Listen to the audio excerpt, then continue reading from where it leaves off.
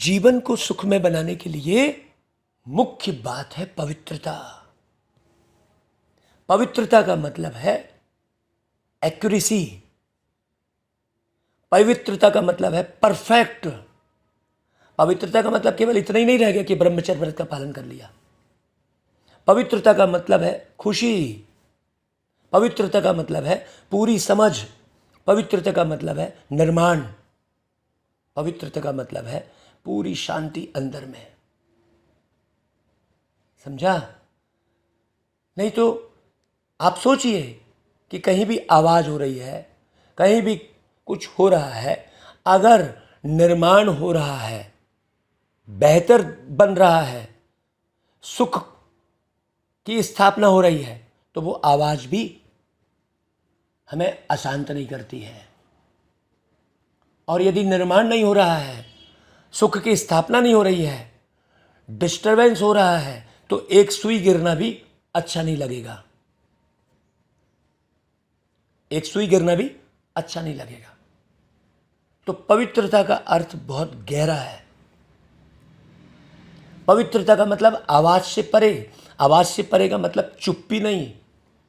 आवाज से परे मतलब हर विघ्न से परे। विघ्न ढेर सारे हैं, लेकिन वो परे है। विघ्न ढेर सारे हैं, लेकिन निर्माण में विघ्न नहीं हो। निर्माण में यदि विघ्न आ रहा है तो उसे आवाज में आना पड़ेगा। निर्माण में विघ्न आ रहा है तो जैसे उदाहरण मैंने बताया कि भाई आप घर के व्यवस्था के लिए है कोई फर्नीचर बनवा रहे हो, तो वो फर्नीचर बनाने में ढेर आवाज होगी, लेकिन वो आवाज क्या होगी? वो आवाज सुटेबल होगी हमारे लिए। क्यों? क्योंकि उस आवाज के बाद क्या हो रहा है? फर्नीचर का निर्माण हो रहा है, आगे हमारा सुख है। लेकिन यदि आप कोई रिकॉर्डिंग कर रहे हो और उस समय कोई एक सुई भी गिराएगा, तो वो आवाज करना उस व्यक्ति की क्या होगी? उस व्यक्ति की नासमझी कहलाएगी। अब जैसे मान लो हम रिकॉर्डिंग कर रहे हैं और कहीं कोई फटाका फोड़ रहा है, कोई रैली निकाल रहा है, उसको तो मालूम नहीं है ना कि भाई यहां पर कोई रिकॉर्डिंग चल रही है। तो अब मैं यदि उस फटाके से और उस रैली से मैं यदि डिस्टर्ब हो रहा हूं, तो वो मेरे लिए गड़बड़ है, क्योंकि उसे समझ नहीं है, उसे मालूम नहीं है कि यहां कोई चीज रिकॉर्डिंग हो रही है। तो मैं उस आवाज से डिस्टर्ब नहीं होऊंगा। लेकिन जिस स्थान पर हम कार्य कर रहे हैं वहां कोई एक भी कोई बातचीत करेगा तो उससे डिस्टर्ब नहीं होंगे, उसे हम रोकेंगे। वहां डिस्टर्ब वाली बात नहीं है और वो नहीं रुक रहा है तो वहां तेज आवाज भी करेंगे। सरकमस्टांस, वातावरण, समझ, ना समझी। अभी जैसे मैं रिकॉर्डिंग कर रहा हूं और फटाका फूट रहा है, तो मैं उस फटाके से डिस्टर्ब नहीं होऊंगा। बरोबर? क्लियर हो रहा है? तो पवित्रता क्या चीज है, इसे समझने की जरूरत है। आप कहां कहां किस हिसाब से डिस्टरबेंस किसको बोलेंगे, अशांति किसको बोलेंगे और शांति किसको बोलेंगे, ये समझने की जरूरत है बारीकी से। बाबा कहता है सर्व अनुभूतियों की प्राप्ति का आधार पवित्रता है। इस पवित्रता को हम इस मुरली में अच्छे से समझते हैं। मूल चीज है पवित्रता है। अब मैं आधे घंटे उस रैली को निकल जाने का और फटाके नहीं फूटने का इंतजार नहीं कर सकता। क्यों? क्योंकि समय कम है, हमारे पास समय नहीं है। शरीर भी क्या हो रहा है? ढलने की स्थिति में है। इसलिए मैं एक एक सेकंड का उपयोग पूरी समझदारी से कर लूं। यह है पवित्रता। और पवित्रता अंदर नहीं आई है तो मैं बार बार एक एक सेकंड में मैं डिस्टर्ब होता रहूंगा, मैं समझदारी से काम नहीं करूंगा। तो आज स्नेह के सागर, क्या बोला? स्नेह के सागर बाप दादा अपने चारों ओर के रूहानी बच्चों के रूहानी फीचर्स देख रहे हैं। हर एक ब्राह्मण बच्चे के फीचर्स में रूहानियत है, लेकिन नंबरवार है। अब रूहानियत का अर्थ क्या हुआ बताइए? क्योंकि रूहानियत का आधार पवित्रता है। अब रूहानियत का अर्थ क्या हुआ? रूहानियत, रूह से रूहानियत है। रूह क्या है? अति सूक्ष्म है। मतलब रूहानियत का मतलब क्या हुआ? अति सूक्ष्म बातों को समझना, एक्यूरेट काम करना। रूहानियत का आधार है पवित्रता। पवित्रता क्या चीज़ है? हम निर्माण को समझे हैं कि नहीं समझे हैं, कि हम क्या निर्माण कर रहे हैं। बाबा क्यों आया है धरती पर? हम बाबा से क्यों मिल रहे हैं? हम मुरली क्यों सुन रहे हैं? तो संकल्प, बोल और कर्म में पवित्रता की जितनी जितनी धारणा है, उसी प्रमाण रूहानियत की झलक सूरत में दिखाई देती है। इसलिए हमने कहा चलो भाई मुरली चलाओ, क्योंकि सूरत में दिखाई देती है वो, कि आप हलचल में हो, कि आप समझदारी से हो। समझदारी पूरी है तो एक सेकंड के लिए भी हलचल नहीं आएगी, और समझदारी नहीं है तो रोना भी आएगा, तो जो है हलचल भी होगी। है अभी ये फटाका फूट रहा है, इस फटाके फूटने में मेरे को कोई न तो रोना आएगा, न मेरे को कोई हलचल होगी। क्यों? क्योंकि उस फटाके फोड़ने वाले को पता ही नहीं है बेचारे को, तो वो अपनी जगह सही काम कर रहा है कि नहीं भाई? या तो मैं पूरे विश्व के अंदर में इतनी मेहनत करूं कि सबको एक एक बात समझ में आ जाए कि भाई हमें फोड़ कर मजा नहीं लेना है, हमें जोड़ कर मजा लेना है। मैं इतनी मेहनत करूं तो मैं तो खुद ही अंदर से मान लो फूटा हुआ हूं, तो मैं ये बात कहां से लोगों को समझाऊंगा? सोचिए, मैं खुद ही अंदर से टूटा हुआ हूं तो किसी को तोड़ने से रोक कहां पाऊंगा? सोचो। तो बाबा कहता है कि रूहानियत की झलक सूरत में दिखाई देती है। ब्राह्मण जीवन की चमक क्या है? पवित्रता है। अब पवित्रता को बहुत अच्छे से समझ रहा है। निरंतर अतीन्द्रिय सुख और स्वीट साइलेंस का विशेष आधार क्या है? पवित्रता। निरंतर अतीन्द्रिय सुख, हाँ, मतलब मेरे अंदर अतीन्द्रिय सुख, माने सुख के निर्माण के भाव अंदर इंद्रियों में अति में समा गए हैं। कि मैं कैसे भी करके, प्यारे बाबा ने जो ड्यूटी दी है सुख धाम की स्थापना करने के लिए, तो मैं ओना लगा रहे कि इस पूरी सृष्टि को सुख की ओर कैसे ले चलूं, प्रत्येक आत्मा को सुख की ओर कैसे ले चलूं। है ये जो सुख की ओर कैसे ले चलूं, ये वास्तव में ये स्वीट साइलेंस है। ये विशेष आधार इसका किसका है? पवित्रता। पवित्रता नंबरवार है तो इन अनुभूतियों की प्राप्ति भी नंबरवार है। अगर पवित्रता नंबर 1 है तो बाप द्वारा अनुभूतियों की प्राप्ति भी नंबर 1 है। अभी सोचो कि पूरे समय मुझे प्राप्ति दिख रही है कि अप्राप्ति दिख रही है। भगवान ने आकर इतना प्यार लुटाया है, भगवान ने आकर इतना प्यार लुटाया है, अगर वो मेरे अंदर में भरा हुआ है तो मैं किसी के भी घर जाकर अशांत नहीं होऊंगा, उसके किसी भी व्यवहार से,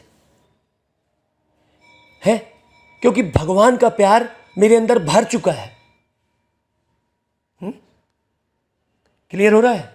फिर सामने वाला कैसे भी व्यवहार करेगा, उस व्यवहार में मैं नहीं अटकूंगा क्या? क्योंकि मुझे उसके व्यवहार की परिकल्पना ही नहीं है। मैं इस भाव से उसके घर नहीं जा रहा हूं। मैं किस भाव से जा रहा हूं? भगवान का प्यार लुटाने के लिए उसके घर जा रहा हूं। हमेशा मैं कहीं भी जा रहा हूं तो क्योंकि मैं भगवान के प्यार से भरा हुआ हूं। तो अनुभूतियों की प्राप्ति भी नंबर 1 है। पवित्रता की चमक स्वतः ही निरंतर चेहरे पर दिखाई देती है। अब चेहरा मतलब फूला हुआ गाल कि गोरी चमड़ी? किस चेहरे की बात कर रहे हैं बाबा? सोचने की बात है। पवित्रता की चमक स्वतः ही निरंतर चेहरे पर दिखाई देगी।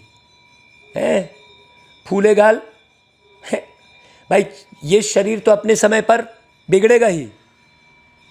पवित्रता की रूहानियत के नयन सदा ही निर्मल दिखाई देंगे।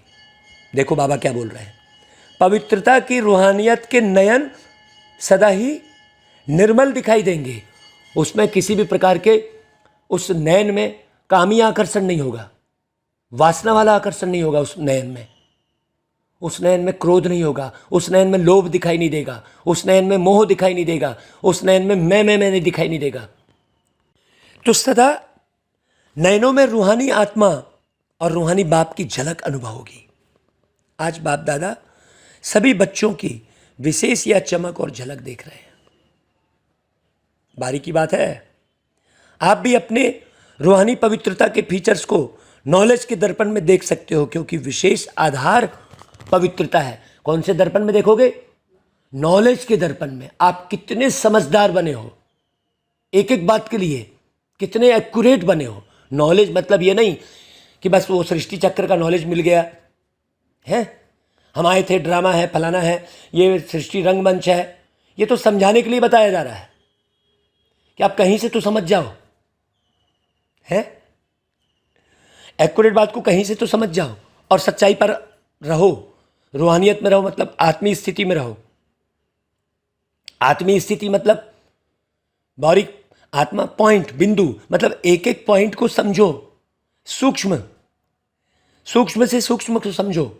है मेरी से छोटी सी भी गलती हो रही है, एक छोटी सी गलती से एक पॉइंट केसर लिखा है और के के ऊपर एक बिंदी बस लगा दी हमने, तो क्या हो गया? कैंसर हो गया। जब एक बिंदी में अर्थ का अनर्थ हो सकता है, एक बिंदी में, तो फिर छोटी सी गलती में भी क्या हो सकता है? छोटी सी गलती में पूरे विश्व का नाश हो जाता है? आदमी बोले नहीं ये तो छोटी सी है, मैं तो इतना सा किया हूं, लोग तो पता नहीं क्या क्या करते हैं। अगर वो ढांकने लग जाए, अरे मैंने तो छोटी सी ब्लेड ही चलाई है बस, लोग तो छुरा भी मार देते हैं लोगों को, तो वो छोटी सी ब्लेड चलाने को वो साधारण समझ ले रहा है? बात समझना, थोड़ा सा तो हुआ है। नहीं भाई, बाबा कहता है कि सदा झलक अनुभव होगी। आज बापदादा सभी बच्चों की विशेष या चमक और झलक देख रहे हैं। पवित्रता सिर्फ ब्रह्मचर्य को नहीं कहेंगे, बोला बाबा ने, देखो, लेकिन सदा ब्रह्मचारी और सदा ब्रह्माचारी, दो बातें बोली। सदा ब्रह्मचारी माने ब्रह्म में जैसा हम रह रहे थे। कितनी गहरी बात। ब्रह्म में हम कैसे रह रहे थे? एकदम शांत, कोई वस्तु की खुशी नहीं थी हमारे पास, कोई सोना चांदी की खुशी नहीं थी वहां पर, खुशी की जरूरत ही नहीं थी वहां। शांत ब्रह्मचारी। और ब्रह्मचारी मतलब नीचे वही चीज का निर्माण करना, जो ऊपर शांति धाम है वो शांति धाम धरती पर ले आना, वो हो गया ब्रह्मचारी। अब सुन लिया व्यक्ति ने, एक एक, बाबा कहता है बच्चे तुम एक एक बात को गहरे से समझ के और लोगों को समझाओ। तो ब्रह्मा बाप के आचरण पर हर कदम में चलने वाले। अब ब्रह्मा बाप के हम स्थूल जीवन का ले लिए। ब्रह्मा कौन है? ब्रह्मा आत्मा है। अब ब्रह्मा बाप के हम स्थूल जीवन को फॉलो करने लग गए, वो रॉन्ग है। बाबा ब्रह्मा बाप के स्थूल जीवन को फॉलो करने नहीं बोल रहा है, ना ब्रह्मा बाप के उस तस्वीर को फॉलो करने बोल रहा है कि जैसी तस्वीर ब्रह्मा बाबा की खिंची वैसी आप भी खिंचवाते बैठे रहो। सोचने की बात है। ब्रह्मा मतलब वो आत्मा जो शिव बाबा के समान बनी है, बिल्कुल नेक्स्ट टू गॉड।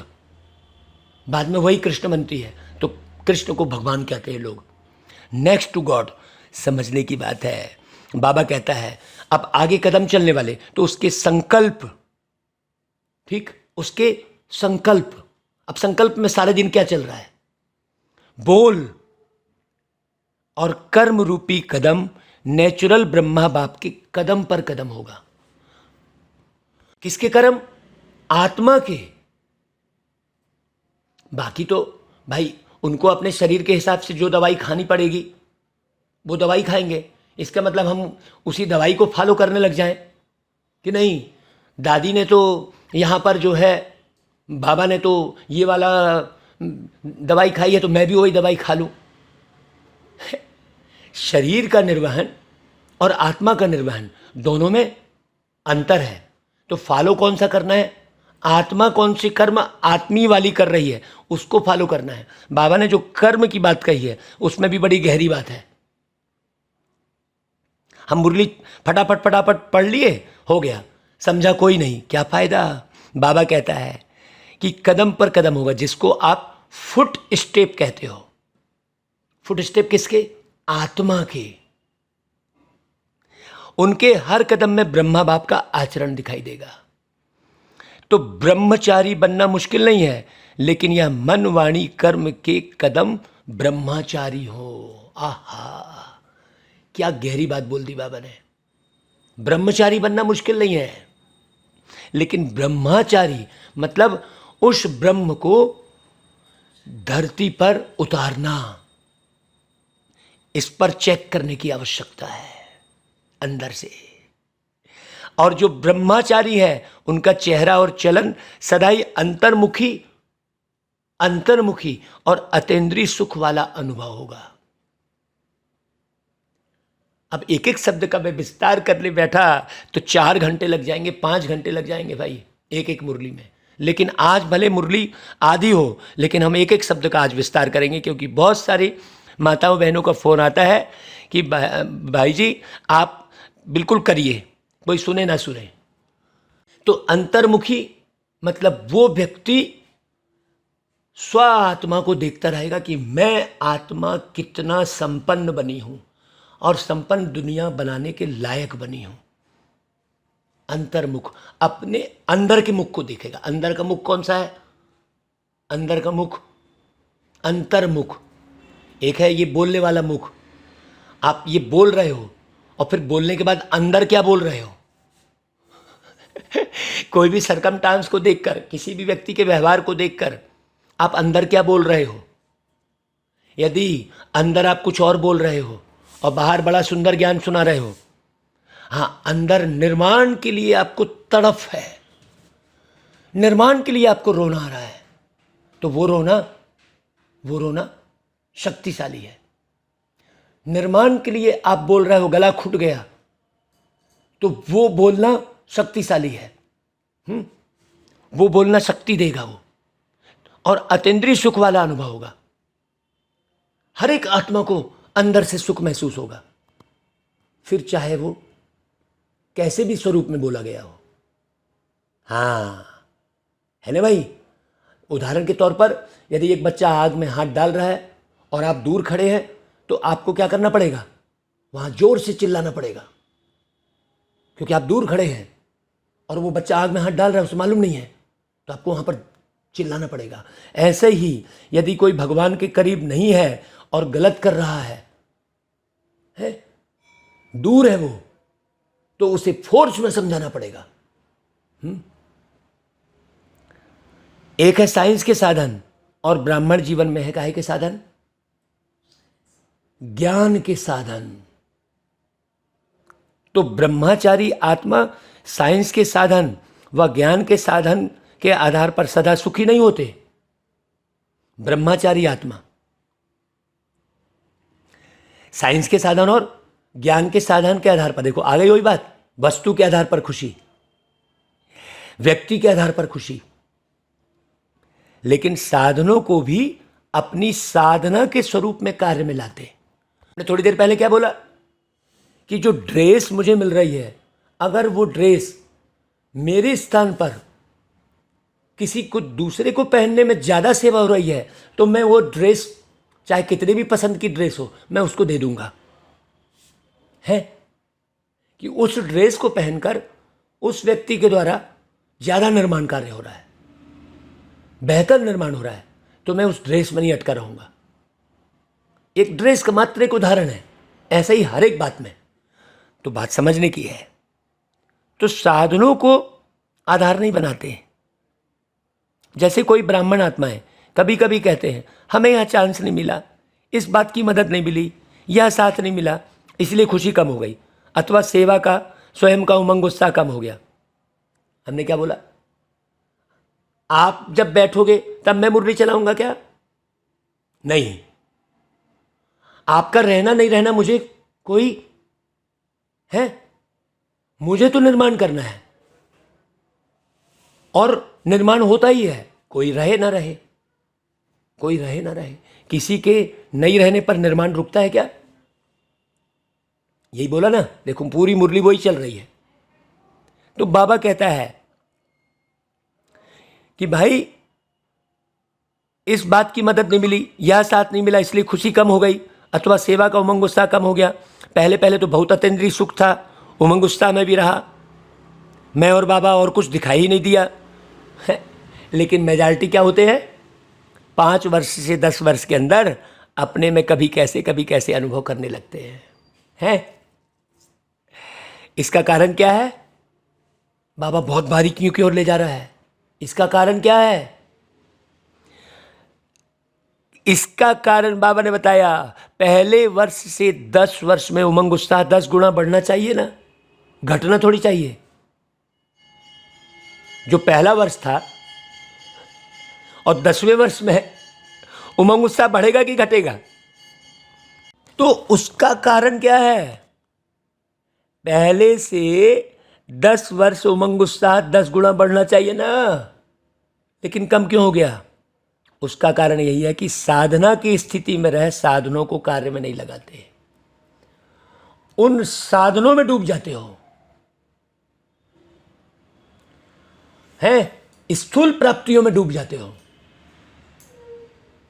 इसलिए आप ज्ञान समझ नहीं पाते हो, इसलिए ज्ञान को एक्यूरेट समय पर एक्यूरेट ज्ञान नहीं बता पाओगे।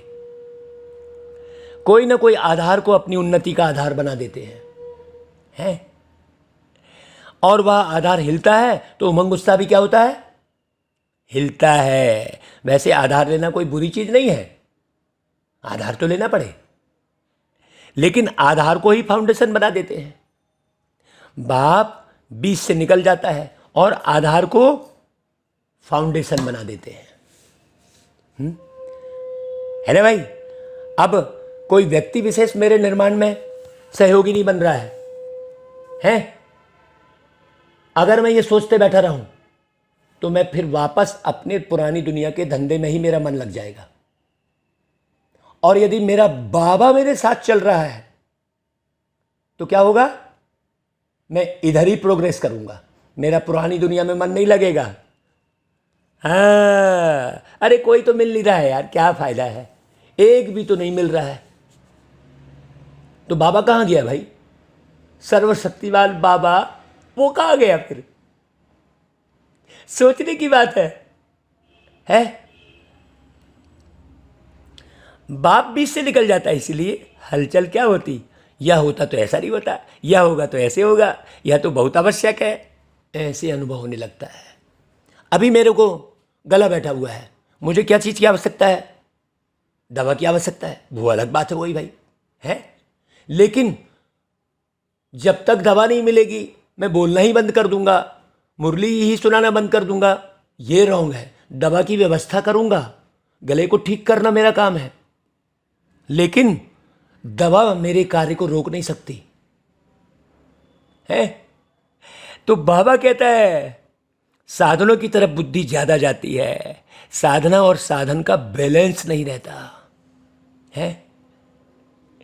दवाई मेरे लिए आवश्यक है?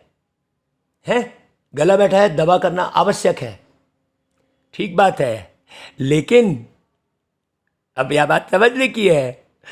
कितनी प्यारी बात बोलता है बाबा, साधना की तरफ बुद्धि कम हो जाती है, इसलिए कोई भी कार्य सेवा में बाप की ब्लेसिंग अनुभव नहीं करते। हाँ, वो भागवत कथा कर रहे तो वो सुदामा की झांकी में ही अटका है मन, वही बोल रहा था है। तो खाने पीने में बुद्धि अटकी है? सोचने की बात है।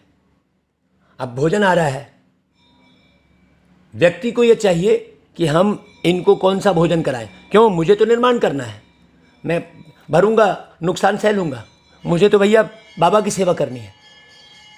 और ब्लेसिंग का अनुभव ना होने के कारण साधन द्वारा सफलता मिल जाती तो उमंग उत्साह बहुत अच्छे रहता, और सफलता कम होती तो उमंग उत्साह भी कम हो जाता है। बाबा की ब्लेसिंग का अनुभव नहीं होने के कारण। भाई बाबा की ब्लेसिंग का हमेशा अनुभव होता रहेगा तो हर जगह सफलता ही सफलता मिलती है। आज आप इतने जगह साथ में गए हैं, आप देखिए प्रोग्राम में हर जगह सफलता मिली है कि नहीं मिली है? हर जगह सफलता। उस दौरान तो सफलता है ही, बाद में भाई अब वहाँ परमानेंट उस शहर में तो हम रह नहीं रहे हैं, लेकिन सबके नंबर हम ले आते हैं, पूरा इसी फोर्स में रहते हैं कि रजिस्टर में सबका नंबर रहता है कि हम बाद में उनको फ़ोन कर करके हैं तो बाद में और मेहनत करते हैं। बाकी उस शहर में तो रहते नहीं, अब उस शहर में रहने वाले जो हैं जिम्मेदार वो उनको संभालें। बाकी निकलते तो बहुत ज़बरदस्त है ना भाई, सफलता तो मिलती है ना। ऐसा ज्ञान नहीं सुना, ऐसा मैंने बात नहीं सुनी, ऐसे उमंग उत्साह में कितने आते हैं। तो उनको फिर संभालने वाला भी चाहिए ना, खाद पानी डालने वाला। एक अकेला तो नहीं कर सकता ना। तो बाबा कहते हैं कि साधना अर्थात शक्तिशाली याद। शक्तिशाली याद मतलब एक बल एक भरोसा। अब शक्तिशाली याद में बहुत सारी पॉइंट आ गई। शक्तिशाली याद उसको नहीं कहेंगे कि हम गीत बजाकर याद में बैठे हैं, वो शक्तिशाली याद नहीं है। शक्तिशाली याद मतलब एक एक गहरी समझ, जीवन के हर क्षण की समझ, हर पल की समझ, हर व्यक्ति की गहरी समझ, हर व्यक्ति की गहरी समझ, हर व्यक्ति के भावनाओं की गहरी समझ, हर व्यक्ति की समझ, हर व्यक्ति की भावनाओं की गहरी समझ, हर व्यक्ति की पोजीशन की समझ, वो किस पोजीशन में बेचारा है। निरंतर बाप के साथ दिल का संबंध का मतलब क्या हुआ? निरंतर बाप के साथ दिल का संबंध। तो जैसा बाबा दिल में हर एक आत्माओं के प्रति अपने दिल में जो भाव रखा है, हर एक आत्मा के प्रति वही भाव हो। ऐसा नहीं कि सामने वाले ने बिगाड़ दिया तो हम जो है उससे अंदर भाव ही खराब करने लग गए। बिगाड़ दिया उसको हम समझा सकते हैं, लेकिन भाव खराब करने की जरूरत क्या है ना भाई? कोई कार्य किसी ने बिगाड़ दिया तो हम उसको गहरे से समझाएंगे, हैं? कहीं मान लो साधारण वे में नहीं समझ रहा है तो फोर्स में समझाएंगे, लेकिन समझाएंगे जरूर, लेकिन भाव तो नहीं खराब करेंगे ना। लेकिन दुनिया में लोग क्या करते हैं? अपने भाव को ही खराब कर लेते हैं। ये बात बड़ी समझने की है। बाबा क्या बोल रहा है? बाबा समझाता है, कई प्रकार की बातें भी कहता है। देखो तुमको धर्मराज की सजा खानी पड़ेगी, ये भी बोलता है। डंडे खाने पड़ेंगे, ये भी बोलता है। लेकिन भाव खराब नहीं करता है किसी भी आत्मा के लिए, किसी भी आत्मा को अवॉइड नहीं करता है। ये बाबा के दिल की बात को समझ रहा है। तो बाबा कहते हैं साधना इसको नहीं कहते कि सिर्फ योग में बैठ गए, लेकिन जैसे शरीर से बैठते हो वैसे दिल, मन, बुद्धि एक बाप की तरफ, बाप के साथ साथ बैठ जाए। देखो एकदम क्लियर बोल रहे हैं बाबा। शरीर भले यहां बैठा है लेकिन मन एक तरफ, बुद्धि दूसरे तरफ जा रही है। मन में कोई खाने की इच्छा है, कहीं घूमने की इच्छा है, किसी से मिलने की इच्छा है मन में, और बुद्धि दूसरा निर्णय लेने में लगी हुई है। नहीं, हाँ बाबा देखो कितनी गजब की बात बोल रहा है। तो दिल में और कुछ आ रहा है तो इसको साधना नहीं कहते। मन, बुद्धि, दिल और शरीर चारों ही साथ साथ बाप के साथ समान स्थिति में रहे, यह है यथार्थ साधना। समझा? बाबा कह रहा है देखो, अब यहां पर जो बाबा ने समझा बोला वो किस स्वरूप में बोला होगा? कितना प्यार भरा होगा बाबा में, अंदर में बाबा के। अगर यथार्थ साधना नहीं होती तो फिर आराधना चलती है। यथार्थ साधना नहीं तो फिर सारी दुनिया में क्या कर रहे हैं? आराधना कर रहे हैं। पहले भी सुनाया है, कभी तो याद करते हैं लेकिन कभी फिर फरियाद करते हैं। अब हमसे बहुत सारी माताएं बहनें मिलती हैं, अरे देखो ना महाराज, देखो ना भाई जी, थोड़ा हमारे बेटे भाई फलाना टिकाना देखो है। याद में फरियाद की आवश्यकता ही नहीं है, है? प्रभु के सजदे में क्यों फरियाद किए जाते हो। अब आज गला बैठा भाई, वो गीत आप पूरा सुन लेना ढूंढ के। ये उसमें कौन सी साधना बताई है, साधना उस गीत में कौन सी बताई है, याद किसको कहेंगे वो बताया है उस गीत में। आप सुन लेना भाई अच्छे से, नहीं तो अभी गला अच्छा होता तो हम सुना भी देते। अब वो गले बैठे में गाना थोड़ा जमता नहीं है ना भाई। तो बाबा कहता है साधना वाले का आधार सदा बाप ही होता है, फरियाद नहीं होता। हाँ, और जहाँ बाप है वहाँ सदा बच्चों की उड़ती कला है ही, कम नहीं होगा, लेकिन अनेक गुणा बढ़ता जाएगा। कभी ऊपर कभी नीचे, इसमें थकावट होती है। आप कोई भी हलचल के स्थान पर बैठो तो क्या होगा, कोई भी हलचल के स्थान पर बैठो तो क्या होगा भाई। जैसे ट्रेन में बहुत हिलने से थकावट होती है ना, बैठे तो हो आप, लेकिन वो ट्रेन क्या होती है, हिलती है ना बहुत, इसलिए थकावट होती है। कभी बहुत उमंग उत्साह में उड़ते हो, कभी बीच में रहते हो, कभी नीचे आ जाते हो, तो हलचल हो गई ना, इसलिए ज़्यादा सोना पड़ता है फिर। अब हमको 2 घंटे में पूरी निद्रा पूरी क्यों हो जाती है हमारी, बिल्कुल हमने देखा है। हम 12 बजे भी सोएंगे तो भी वो 2 बजे नींद खुल जाएगी और बिल्कुल फ्रेश लगेगा।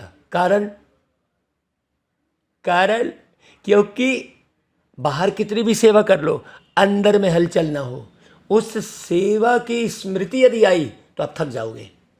जो आपने सेवा की उसको स्मृति में नहीं रखना है, स्मृति में किसको रखना है, बाबा को रखना है। तो थक जाते हैं या बोर हो जाते हो। अब 1.5 घंटे मुरली कौन सुन पाएगा, जो स्थिर होगा, जो हलचल में नहीं होगा, वो बिल्कुल 1.5 घंटे मुरली सुनेगा, 2 घंटे भी सुनेगा, उसको लगेगा नहीं और मुरली चलती। बोर हो जाते हो, फिर सोचते हैं क्या ऐसे ही चलना है। लेकिन जो साधना द्वारा बाप के साथ है, उसके लिए संगम युग पर सब नया ही नया अनुभव होता है हमेशा। देखो हर बार नई पॉइंट आती है ना, जिससे भी बात करते हैं नई पॉइंट आती है। वो नई पॉइंट देते कौन है, वो नई पॉइंट देते कौन है, बाबा देते हैं। अब भाई कल ही जैसे दुकान पे गए थे हैं, तो वो दुकानदार के लिए जो बात बोली वो पूरी नई पॉइंट थी। पूरे 26 साल में वो पॉइंट नहीं आई थी, क्योंकि बाबा को हर बच्चे को पालना है। वो बाबा को मालूम है किस पॉइंट से कौन सा बच्चा बनेगा। तुम तो निमित्त मात्र हो। अब तुम समझ लेते हो मैंने बोला वाह मैंने बहुत अच्छा ज्ञान सुनाया, बिल्कुल गलत बात है। बाबा ही करता है सब, तुम बस बाबा को सौंप दो अपने आप को। तो हर घड़ी में, हर संकल्प में नवीनता, क्योंकि हर कदम में उड़ती कला, अर्थात प्राप्ति में प्राप्ति होती रहती है, प्राप्ति के ऊपर प्राप्ति। हाँ, हर समय प्राप्ति है। संगम युग में हर समय बाप वर्षे और वरदान के रूप में प्राप्ति कराते हैं बाबा, हर समय। और ये हर समय प्राप्ति की जो महसूसता करेगा उसको कभी रोना आएगा ही नहीं, वो कभी उल्टी बात करेगा ही नहीं, कभी उल्टे उससे गलत काम होएंगे ही नहीं। जो हर समय बाप की प्राप्ति का अनुभव करेगा। और जो यहाँ की सोना चांदी और खाने पीने और कपड़े लत्ते में अटका रहेगा, वो कभी बाप की प्राप्ति का अनुभव नहीं करेगा। मान सम्मान में लटका रहेगा, वो कभी बाप की प्राप्ति का अनुभव नहीं करेगा। उससे भूल जाओ। वो ऐसे बाहर के शोबाजी, बाहर का पाउच मत देखो कि ये रंगीन वस्त्र पहना है कि ये गेरुआ वस्त्र पहना है। वो वस्त्र अस्त्र से कोई लेना देना नहीं है। लेकिन लोग वस्त्रों में ही अटकते हैं। कहते हैं भाई आपका चेहरा थोड़ा गाल पिचका, अरे तो समय अनुसार गाल तो पिचकेगा ही है। बाबा कहता है हर संकल्प में नवीनता, क्योंकि हर कदम में उड़ती कला। हाँ, बाबा कहता है कि भाई प्राप्ति में खुशी होती है और खुशी में उमंग उत्साह बढ़ता रहेगा, कम हो ही नहीं सकता। चाहे माया भी आए तो भी विजयी बनने की खुशी होगी, क्योंकि माया पर विजय प्राप्त करने के लिए ही तो नॉलेजफुल बने हो भाई है। माया से जीत हासिल करने के लिए तो नॉलेजफुल बने हो। फिर कहोगे माया ना आए तो 10 साल वालों को 10 गुना, 20 साल वालों को 20 गुना हो रहा है, उमंग उत्साह बढ़ रहा है। पूछ रहे बाबा 10 साल वालों को 10 गुना और 20 साल वालों को 20 गुना। तो कहने में ऐसे आता है, लेकिन है तो अनेक गुना। बाबा एक 20 गुना कह रहा है, लेकिन है तो पदम गुना।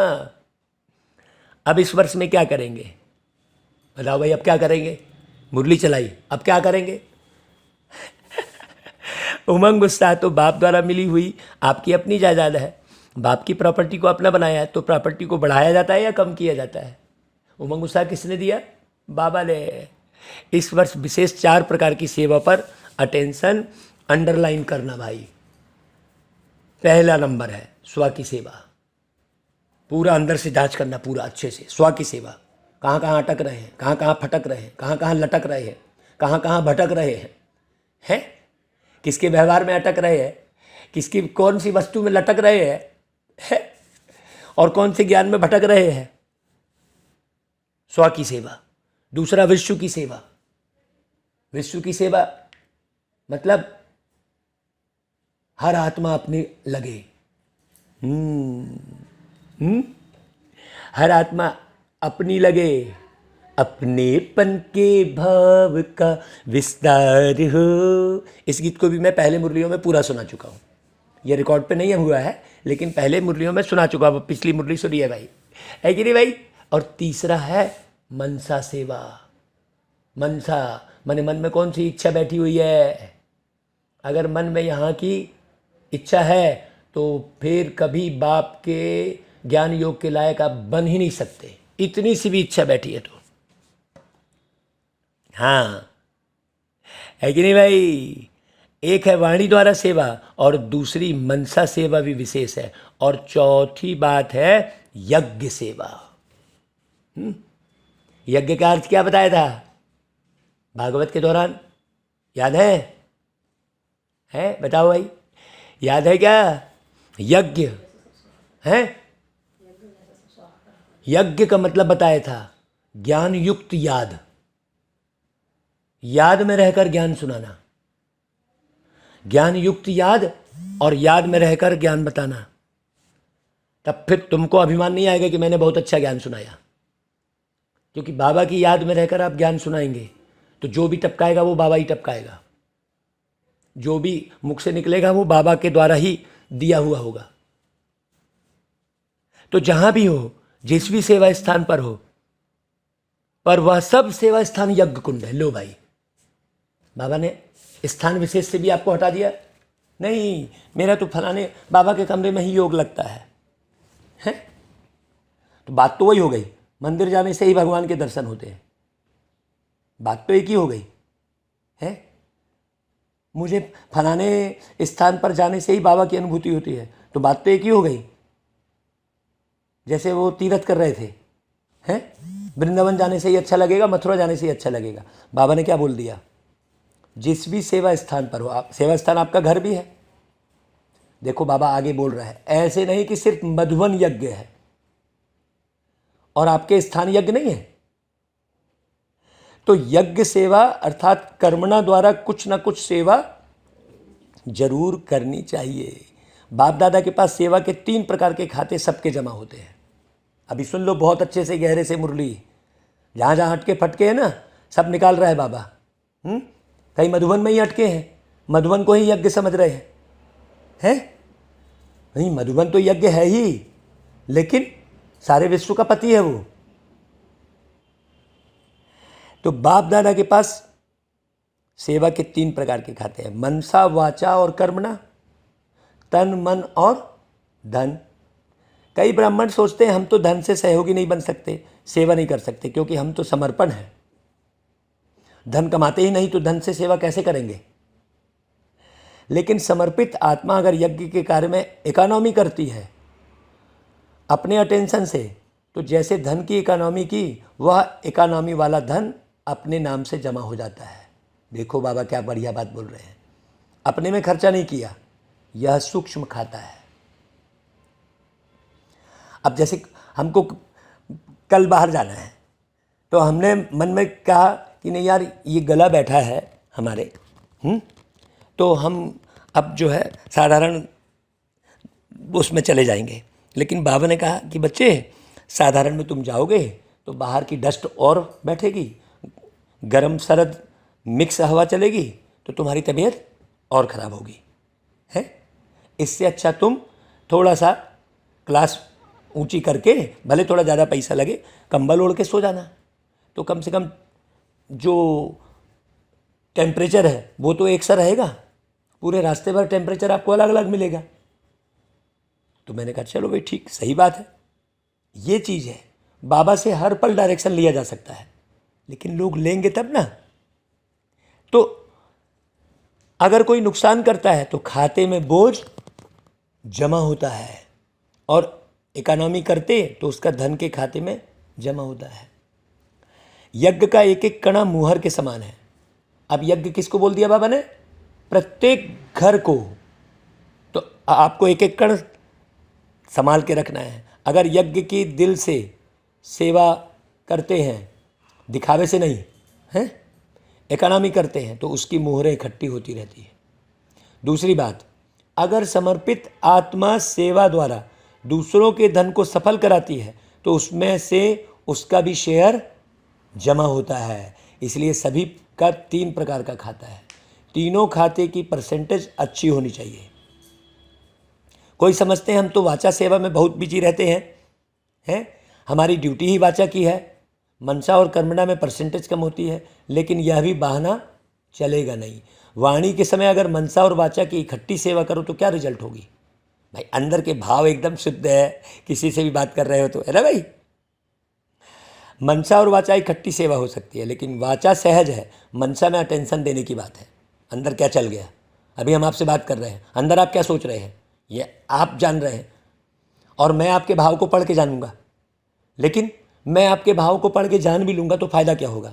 आपको जानना ज़्यादा ज़रूरी है कि आप जो सुन रहे हैं अंदर क्या सोच रहे हैं। इसलिए वाचा का तो जमा हो जाता, लेकिन मनसा का खाता खाली रह जाता, अटेंशन नहीं देते तो। और वाचा में तो बाप से भी सभी होशियार हो, हैं? देखो आजकल बड़ी दादियों से अच्छे भाषण छोटे छोटे करते हैं, क्योंकि न्यू ब्लड है ना। भले आगे जाओ, बाप दादा खुश होते हैं, लेकिन वहाँ पर लेकिन की क्या बात है? दादियों की स्थिति अंदर की, हाँ, दादियों की भावना, भले आगे जाओ, लेकिन मनसा का खाता खाली रह जाएगा, क्योंकि हर खाते को 100 मार्क्स है। सिर्फ स्थूल सेवा को कर्मणा सेवा नहीं कहते। कर्मणा अर्थात संगठन में संपर्क संबंध में आना है। बहुत ध्यान से सुनना भाई, यह कर्म के खाते में जमा हो जाता है। वही हमने कहा कि आप गए, क्या क्या बटोर के लाए अंदर में, है क्या क्या देखा? कल वही बोल रहे थे ना, आपने क्या क्या देखा वहां जाके, हैं?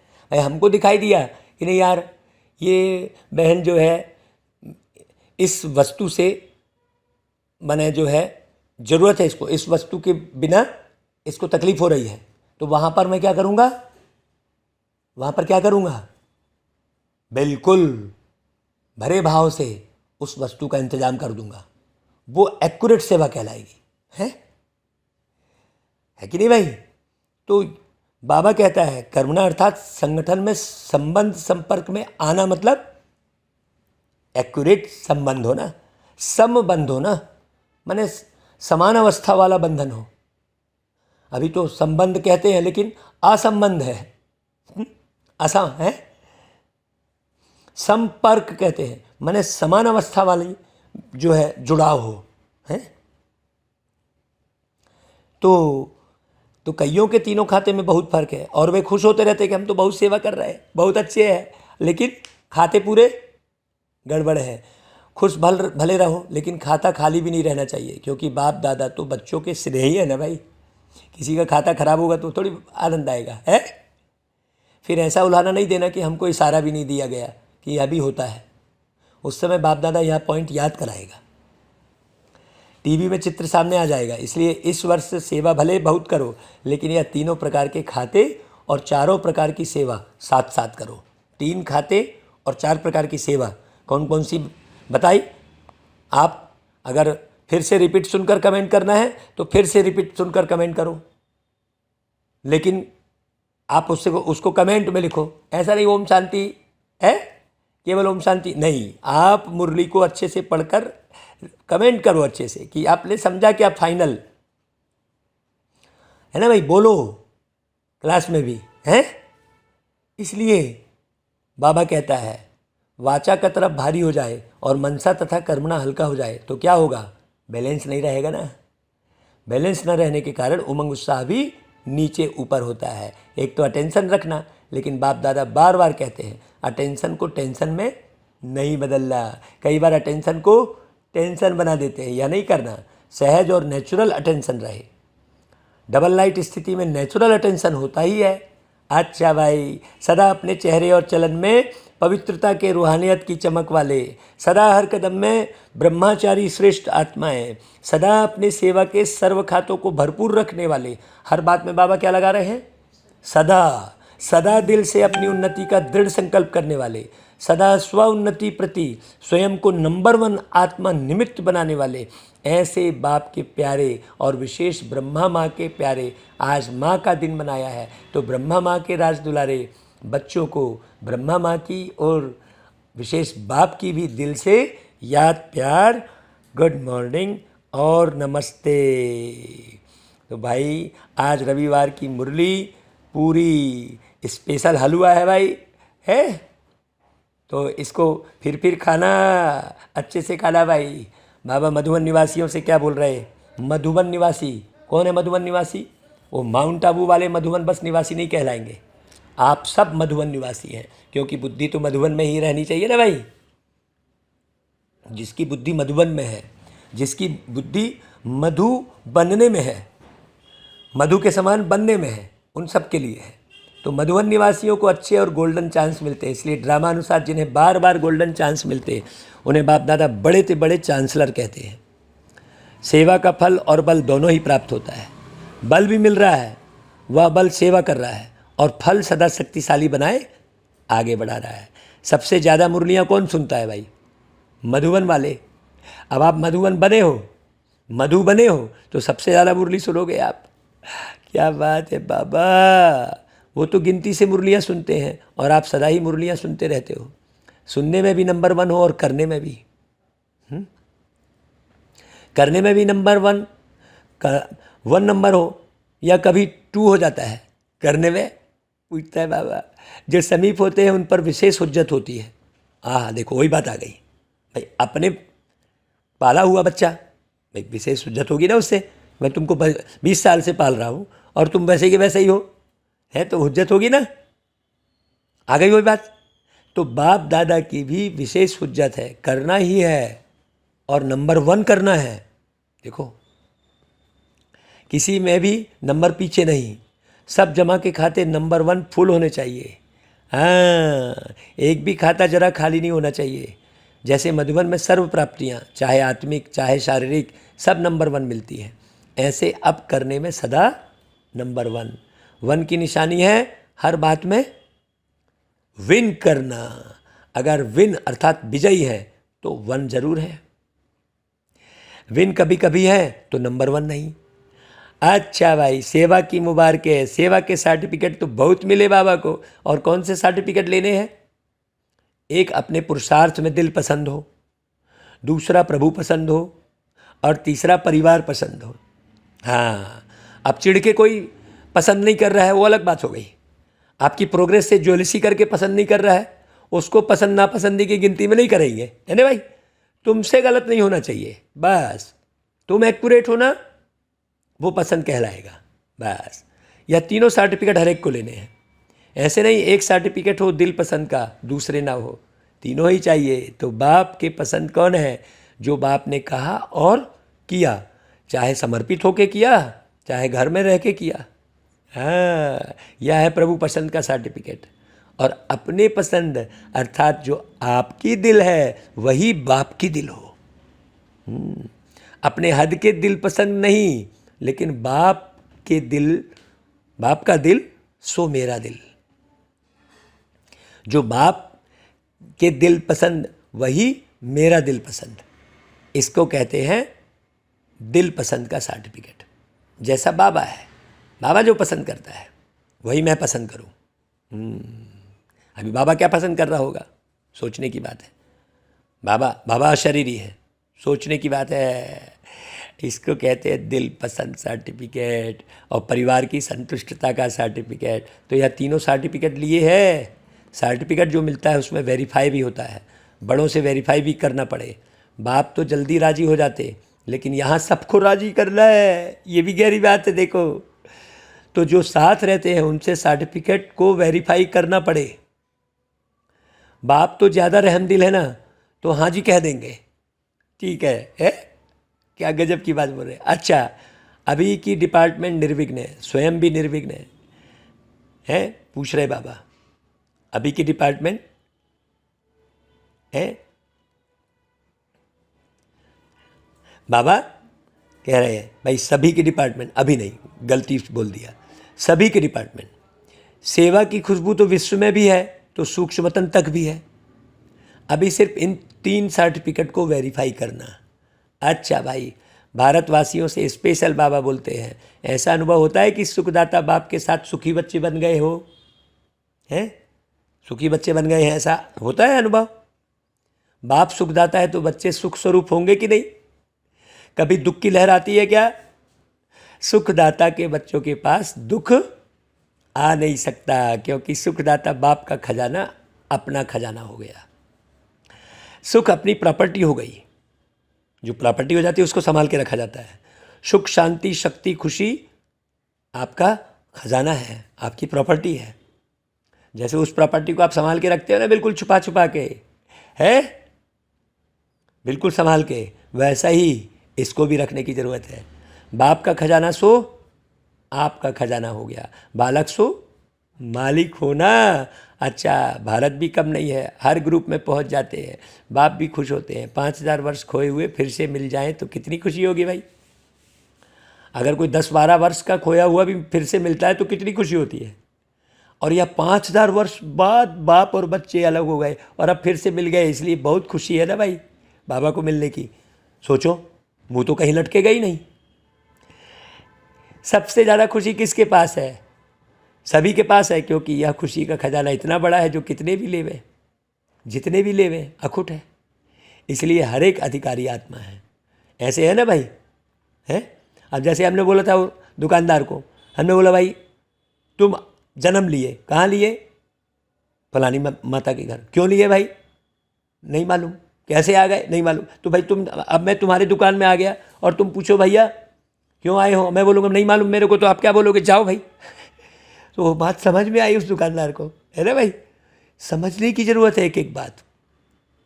तो बाबा कहता है कि भाई संगम युग खुशी का युग है, खजाने ही खजाने हैं, जितने खजाने चाहो उतना भर सकते हो। धनवान भाव का, सर्व खजाने भाव का वरदान मिला हुआ है, सर्व खजानों का वरदान प्राप्त होता है।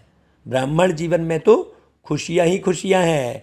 हाँ, अभी देखो भाई बुद्धि कहाँ चली गई, बोल सोचो, हैं? बाबा ऊपर मुरली चला चुका है, बोर हो गए क्या? है? यह खुशी कभी गायब तो नहीं हो जाती है, माया चोरी तो नहीं करती है खजानों की। तो जो सावधान होशियार होता है उसका खजाना कभी कोई लूट नहीं सकता। जो थोड़ा सा अलबेला होता है उसका खजाना लूट लेते हैं। देखो, थोड़ा सा अलबेला। आप तो सावधान हो ना, या कभी कभी सो जाते हो, कोई सो जाते हैं तो चोरी हो जाती है ना। अलबेले हो गए, सदा होशियार, सदा जागती ज्योत रहे, तो माया की हिम्मत नहीं जो खजाना लूट कर ले जाए। कौन सा खजाना? शांति, आनंद, प्रेम, खुशी। बोल नहीं रहे, देखो तुरंत बोल निकलना चाहिए। कौन सा खजाना है? सोचो। अच्छा भाई, जहाँ से भी आए हो सब पद्मा पदम भाग्यवान हो, यही गीत गाते रहो। सब कुछ मिल गया, सब कुछ तो मिल गया है तुझे चाहने के बाद। सुनना भाई ये गीत आप। आज तो भाई इंस्ट्रूमेंट खराब है तो आज हम गीत पूरा नहीं सुना सकेंगे भाई आपको। भाई सब कुछ मिल गया, उसके संभाल के रखोगे तब तो 21 जन्म चलेगा भाई, है? आपको अभी ख़त्म कर दिए तो 21 जन्म का आपका जन्म ही नहीं होने वाला है फिर तो सतयुग में, है? सोचने की बात है। जो खजाने को संभाल के रखेगा वही सतयुग में उतरेगा। तो 21 जन्मों के लिए गारंटी है, ये खजाने साथ रहेंगे। इतनी बड़ी गारंटी कोई दे नहीं सकता। तो यह गारंटी कार्ड ले लिया है कि नहीं भाई? दुनिया में भी गारंटी कार्ड लेते हैं कि नहीं? हाँ, यह गारंटी कार्ड कोई रिवाजी आत्मा देने वाली नहीं है, दाता है, इसलिए कोई डर नहीं, कोई शक नहीं। अच्छा भाई, फिर वरदान ले लो। फॉलो फादर करते हुए सपूत बन, हर कर्म में सबूत देने वाले सफलता स्वरूप भव। है ना भाई? फॉलो फादर करते हुए सपूत बन, फॉलो फादर करते हुए सपूत बन। जो फॉलो फादर करने वाले बच्चे हैं वही समान है, क्योंकि जो बाप के कदम वो आपके कदम। बाप दादा सपूत उन्हें कहता जो हर कर्म में सबूत दे। सपूत अर्थात सदा बाप के श्रीमत का हाथ और साथ अनुभव करने वाले। जहाँ बाप की श्रीमत व वरदान का हाथ है वहाँ सफलता है ही। इसलिए कोई भी कार्य करते ये स्मृति में लाओ कि बाप के वरदान का हाथ हमारे ऊपर है। अच्छा भाई, स्लोगन। अब नियम प्रमाण वरदान स्लोगन, मीठे बच्चे, अव्यक्तवाणी व्यक्तवाणी, हम खाली नियम प्रमाण पढ़ रहे हैं, सुन रहे हैं, उससे कोई लाभ नहीं मिलने वाला है। एक एक शब्द को हमें उठाना है, एक एक शब्द का अर्थ समझना है, एक एक शब्द का अर्थ समझाना भी है, और अपने अंदर के भाव पूरे बाबा के समान बनाने हैं। तो स्लोगन सुन लो भाई।